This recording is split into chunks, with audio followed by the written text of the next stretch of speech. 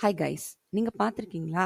சில பேர் வந்து உங்ககிட்ட கோவப்படுவாங்க, திட்டுவாங்க, அதுக்கும் மேல போய் வந்து சாபம் கூட விடுவாங்க. சரிங்க. இதெல்லாம் இந்த சாபம், இந்த திட்டு இதெல்லாம் வந்து பலிக்குமா? இப்ப நம்ம பார்க்க போறோம். என்ன அப்படின்னு பார்த்தீங்கன்னா, இப்ப வரலாறுலயே நம்ம எடுத்துக்கலாம். அப்படின்னா, இப்ப வந்து கிருஷ்ணர் இருக்காரு. அவர் யாரு? நாராயணருடைய அவதாரம். அவர் என்ன பண்ணாரு அப்படின்னு பார்த்தீங்கன்னா, இந்த குருஷேத்திர யுத்தம் இருக்கு இல்லைங்களா? அதுல வந்து அவர் பயங்கரமா விளையாடி இருக்காரு. பாலிடிக்ஸ்.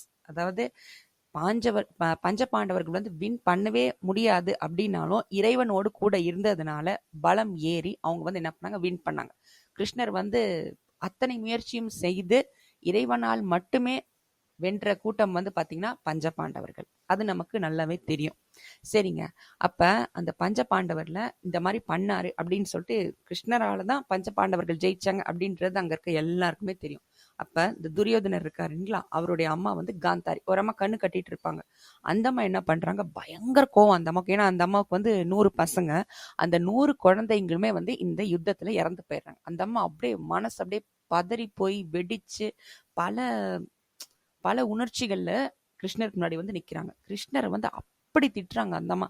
திட்டுறதுன்னா எப்படி பாத்தீங்களா, தன்னுடைய குழந்தை இறந்து போச்சு, 100 குழந்தை இறந்து போச்சு, இனி அவங்க வம்சத்துல யாருமே இல்லை அப்படின்னும் போது இந்த அம்மா அவ்வளவு மன குமுறல்ல. கிருஷ்ணரை பத்தி தெரியும், அவர் தான் பண்ணாருன்னு. அந்த அம்மா என்ன சொல்லுது, நீ நினைச்சிருந்தா இந்த இந்த யுத்தமே இல்லாம பண்ணிருக்கலாம். ஆனா நீ இந்த யுத்தத்தை ரெடி பண்ணி இந்த யுத்தத்தினால என்னுடைய 100 குழந்தைகளும் இறந்து போனார்கள் அப்படின்னு சொல்லிட்டு இந்த அம்மா பயங்கரமா சண்டை போட்டுட்டு இருக்கு. கிருஷ்ணர்கிட்ட திட்டுது. திட்டுறது இல்லாம என்ன பண்ணுது, சாபம் வேற விட்டுக்கிட்டு இருக்கு. சரிங்க. அப்ப நம்ம அந்த இடத்துல கிருஷ்ணர் என்ன பண்ணாரு அப்படின்னு பாத்தீங்கன்னா, அமைதியா சிரிச்சுட்டு கேட்டுட்டு நின்னாரு. அமைதியா இருந்தார். ரொம்ப பிளசன்ட். அந்த இடத்துல வந்து பாத்தீங்கன்னா மத்தவங்க எல்லாம் பதறி போயிடுச்சு. சுத்தி இருந்த கூட்டம் ஃபுல்லா பதறி போயிடுச்சு. என்னடா அது கிருஷ்ணரை போய் இந்த மாதிரி இப்படிலாம் பேசுது அப்படின்னு சொல்லிட்டு. சரிங்க. இப்போ ஒரே ஒரு இது, இப்ப கிருஷ்ணர் இடத்துல நாம இருந்தா என்ன பண்ணிருப்போம் அப்படின்னா, நம்ம வந்து என்ன விளக்கம் கொடுத்துருப்போம். எப்படி விளக்கம் கொடுத்துருப்போம்? ஏமா உன்னுடைய பையன் ரொம்ப கெட்டவரு, நாட்டுக்கு அவர் இருந்தா நல்லது இல்ல, அவர் பண்ணதெல்லாம் அநியாயம், உன் பையன் கெட்டவன் சொல்லிட்டு அந்த அம்மா இருக்கிற, அதாவது கொதிக்கிற பானையில கையை விட்ட கணக்கா நாம வந்து என்னன்னா இன்னும் அந்த அம்மாவுக்கு வந்து நெருப்பள்ளி போட்டிருப்போம். சரிங்களா? ஆனா கிருஷ்ணர் வந்து எதுவுமே சொல்ல, அமைதியா சிரிச்சுட்டே நின்று இருந்தார். இதனாலதான் வந்து அவர் இறைவன், நாம வந்து சாதாரண மனித பிறவி அப்படின்றத நம்ம தெரிஞ்சுக்கலாம். சரிங்க. இப்ப இந்த அம்மா வந்து திட்டினது வந்து நியாயமான, ஆமா அந்த அம்மா ஒரு தாய், அந்த அம்மா திட்டினதுல ஒரு நியாயம் இருக்கிறது. கிருஷ்ணரால இந்த யுத்தத்தை தடுத்திருக்க முடியுமானா முடியும். ஏன்னா இறைவன் இல்லையா? அவர் நினைச்சிருந்தா இந்த யுத்தத்துல பஞ்ச பாண்டவரை ஜெயிக்க வச்சவருக்கு இந்த யுத்தம் நடக்காம செய்திருக்கும் முடியும். ஆனா அவர் செய்யல. ஆனா ஏன்னா அது வந்து இறைவனுடைய விளையாட்டு, அது நமக்கு தெரியாது.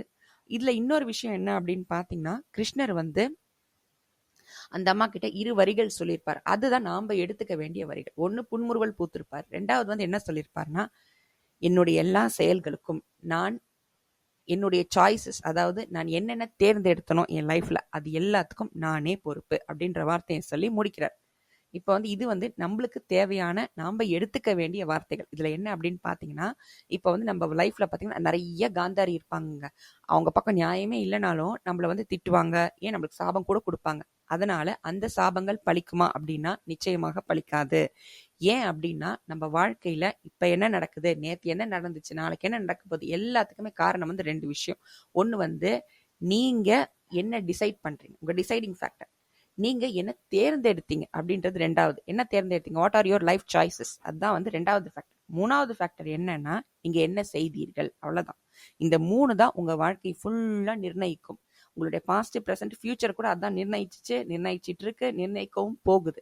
அப்ப வந்து உங்க வாழ்க்கையில முழுக்க முழுக்க முழுக்க மத்தவங்க யாருமே எதுவுமே பண்ணல, எல்லாமே எல்லாத்துக்குமே நீங்க மட்டும்தான் பொறுப்பு அப்படின்ற ரெஸ்பான்சிபிலிட்டி உங்களுக்கு வந்துருச்சுன்னா நீங்க வாழ்க்கையில நெக்ஸ்ட் லெவல் போயிடுவீங்க அப்படின்றத இங்க கிருஷ்ணர் நமக்கு சொல்றாரு. இந்த வீடியோ உங்களுக்கு எங்கேயாவது ஒரு சின்ன இடத்துல உங்களை மூவ் பண்ணுது அப்படின்னா இந்த வீடியோவை லைக் பண்ணுங்க, என் சேனலுக்கு சப்ஸ்கிரைப் பண்ணுங்க, உங்களுக்கு பிடிச்சவங்களோட தேவையான படுறவங்களுக்கு இதை ஷேர் பண்ணுங்க, உங்க ஆலோசனைகளை கமெண்ட் பண்ணுங்க. டாடா ஃப்ரெண்ட்ஸ்.